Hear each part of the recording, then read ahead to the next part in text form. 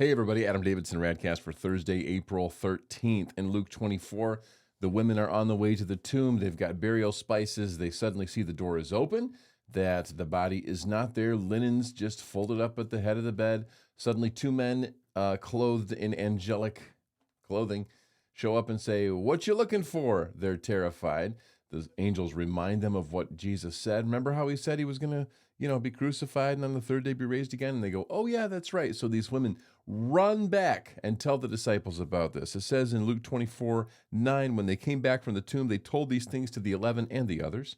It was Mary Magdalene, Joanna, Mary the mother of James, and the others with them who told the apostles, but they did not believe the women because their words seemed to them like nonsense. Peter, however, got up and ran to the tomb. Bending over, he saw the strips of linen lying by themselves, and he went away, wondering to himself what had happened. And that's the word of the Lord. Listen very carefully. Belief and doubt, they're very close friends. We believe something because we have maybe a proclivity to doubt it because it does seem doubtable. It doesn't seem like it's possible. And so belief, or faith to be more specific, finds in itself doubt as essential, meaning that there has to be a doubtability to it for it to require faith, right?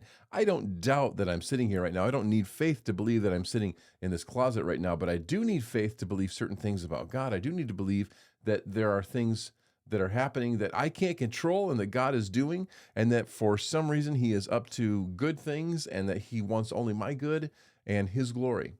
Right? So that requires faith, because there are going to be challenges that I'll hit today that will make me go, "Whoa, this is difficult. Where's the proof? Where's the proof?" Then I'll get to the end of the day and go, "It was fine. It always is." These women are for us an example of what it is to proclaim the gospel to the world. Listen, this is what happened. I know it sounds surreal, but he is not here, man. We had our burial spices. We were ready to take care of things. Dude's gone. He is gone. And then the angel reminded us of what Jesus said. His word came to pass. They encounter, instead of a mutual excitement from the guys, they encounter this doubt. In fact, it sounds like they probably scoffed at them and said, "Will you get out of here? It just sounds like nonsense." Now, when you and I live the gospel and share the gospel, there are people in this world who will see it as outright nonsense. They just do. It seems too good to be true. They call it a fairy tale. They call it a false belief. They call it an opiate of the masses. Expect that. Anticipate doubt. That's part of how this works. A thinking person should doubt and have a hard time believing this. But then let the evidence stack up. Let the Holy Spirit do the softening. And then you just stand there like the women and go, "It may sound like nonsense, but I'm telling you the truth." They'll find it on their own. The Lord will help them. The Lord will guide them.